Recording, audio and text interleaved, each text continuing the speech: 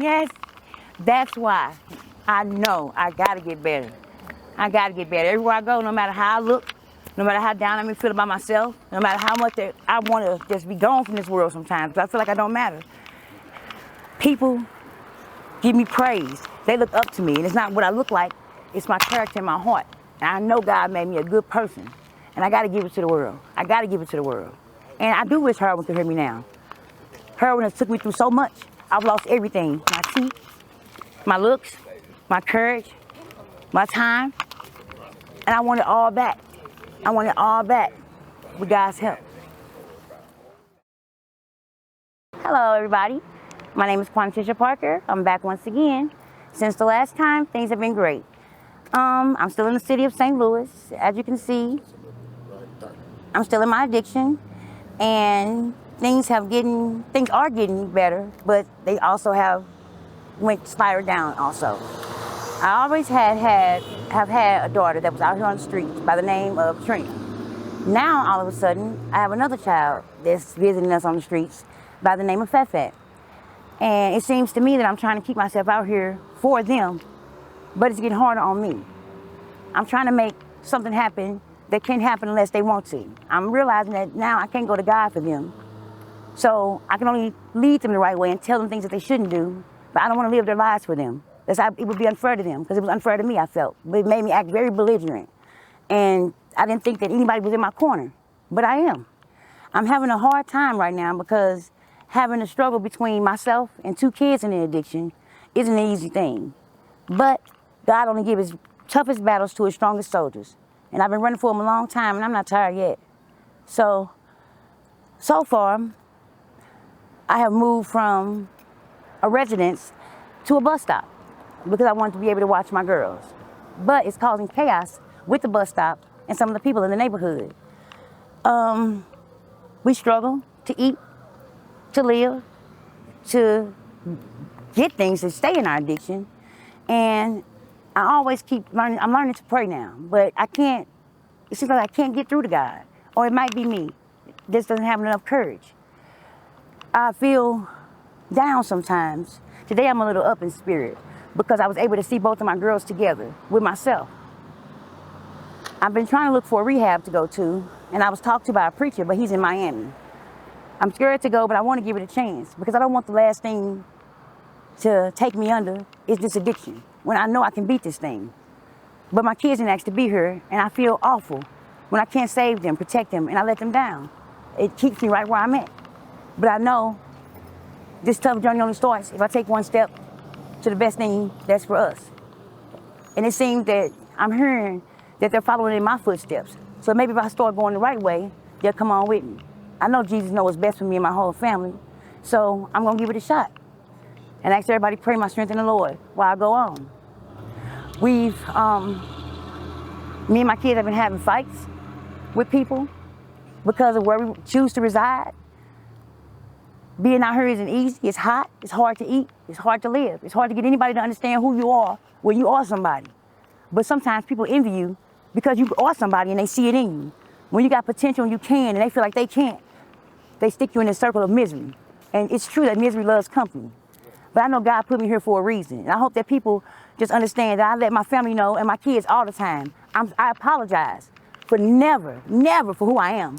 I apologize for what I've become. But I've seen God work miracles. And I always ask him just to work one out of me. And I know he can. So I'm pushing and striving for excellence still. No matter how many bad choices I make, no matter how unconsciously I sin, I know God got me in the long run because he knows my heart. I've been trying my best to keep my family together. I've been trying to console them, let them know that this is not where we need to be, that we need better. But it seems like trouble is so easy to get into, and this addiction thing seems so fun because everybody's high and going out, but sometimes that high could be your last high. And I don't want to be fighting for my life, for them to understand where I'm coming from. I want to be able to talk about my story one day, standing here sober. And I'm getting there, you guys. Can't you tell? My clothes are kind of looking up. Kind of got my little hair wrap thing going on, my little shoes. So I'm hoping that once I get what I need, I know I'm going to cherish it. I wondered if you all took a look at me on the YouTube when I read my poem, I Wish Heroin Could Hear Me Now. I know he's trying to talk to me, but he's trying to keep me here. But I'm gone. I love him, but I love him enough to walk away. I just asked if everybody pray my strength in the Lord. Everybody look at this video and know that you are responsible for letting you down. God said to breathe your life how sweet it is. Of course it's fun to do the wrong thing, but it's hard to get back on the right track when you know you can do better. I look in the mirror sometimes and I don't like the person that I see, because the person I used to be was so beautiful, had such potential, could do anything I set my mind to, but I belittle myself. I lowered my morals and standards because I wanted to be of the world, not rule the world. I tried to play something that I wasn't. And there was this big famous person. Here's my baby right here. Come here, come here, come here, come here, come here. Here she is, here she is, here she is. Come here, please. Here's my daughter, you guys, and I've been hoping that Niecy Pooh, I did not want to do this interview without you, Niecy Pooh. I need you to get in this. Come on, Niecy Pooh, yes. I've been telling the world about you. Come on, Niecy Pooh. They can hear us off camera right now. I turned this mic on. Come on, Niecy Pooh. I need them to see. I need them to see y'all together. Hold on one second. Niecy Pooh, go over just come. You don't have to talk. Stand with her. You don't have to talk. Go stand with her, Niecy Pooh. Y'all look like twins. I just want to say that. Y'all. I know, right? Y'all looking like real twins right now. Like me. Look at her. She look like you. Hey. Ready? I don't get it right, Niecy. She's so beautiful, you guys. I finally got her. This is my twins, everybody say. She's so big now. I love you. I love you.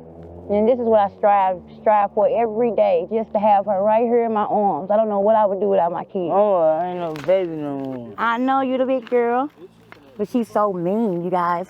You guys are gonna have to pinch her when you see her. This is my lovely third child. Isn't she so big and beautiful? Look what her mama did. She survived a 2-car crash. They said she wouldn't walk or anything, but look what God can do.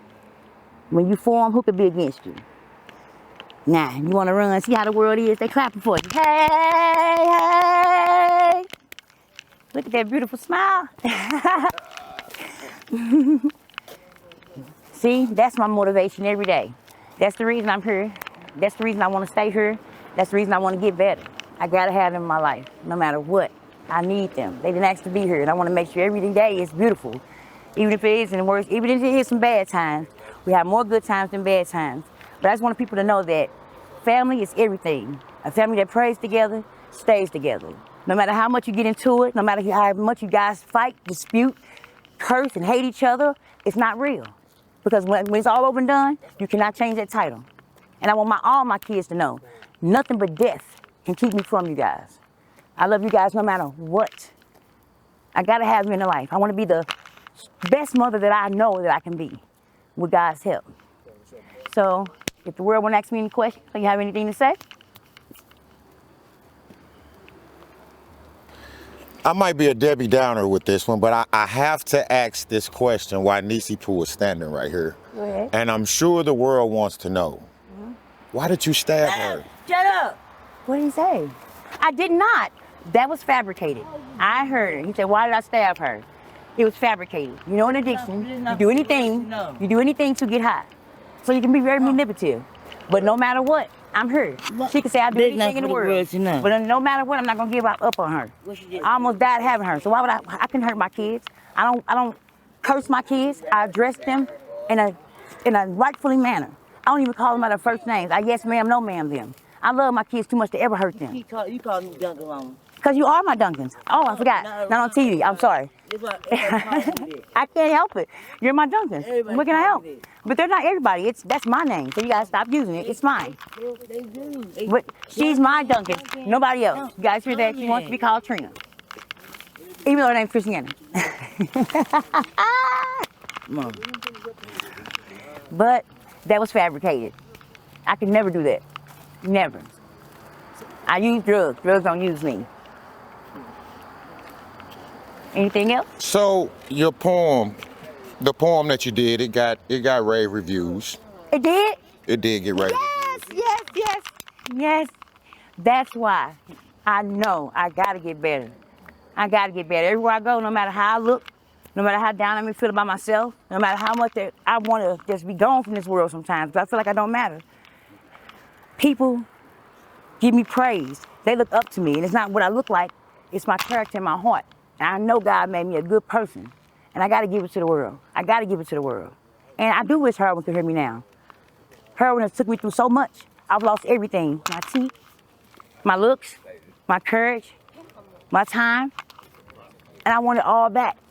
I want it all back with God's help. No, do that poem, You got another poem for us? No, I got a poem called Nobody's Had It Quite Like Me. You want to share it with the world? If they'll hear it. Let's hear it. Okay. Nobody's had it quite like me. You don't know what it's like to sleep outside when it's cold and snowy. Or to be somewhere you gotta call home. But as an outsider looking in, I'm still all alone.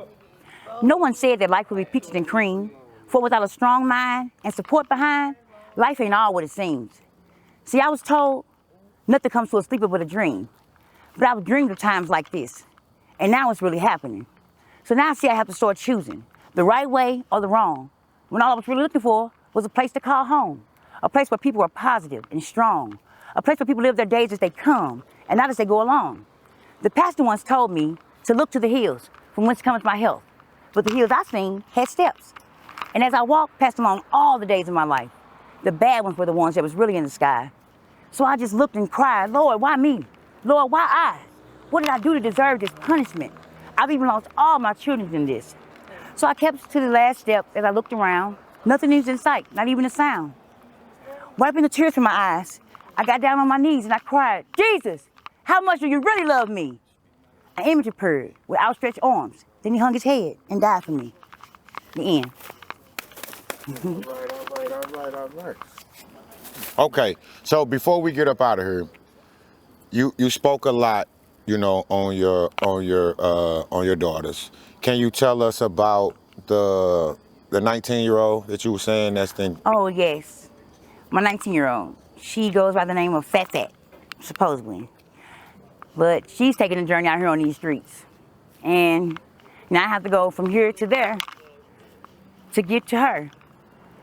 And I don't know what's gotten into them that's making them turn this way. I don't know if it's taking a walk of life that I've chosen, or if they think that this is a way that they can get through to me. But either way it goes, I'm there for them. When they get tired of this thing, they'll quit.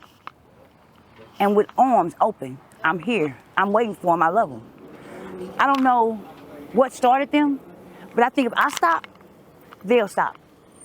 So I'm going to give this thing a chance, because I know I can. These drugs are going to be here when I'm dead and gone. And it took me to be 44 to realize that. And I want my kids to make it to be 44. I want them to see me laid out, because I want them to breathe their life, give them a good chance like me. But I think that they're losing respect because of what I endure. But I'm only doing this for them. But also I was being selfish and doing it for myself. So I can't blame everything on this, that, and the other. I did everything because I wanted to. I thought if I did this to myself, somebody come save me. But as I said, you are responsible for letting you down. Tired of being down. I'm ready to get up.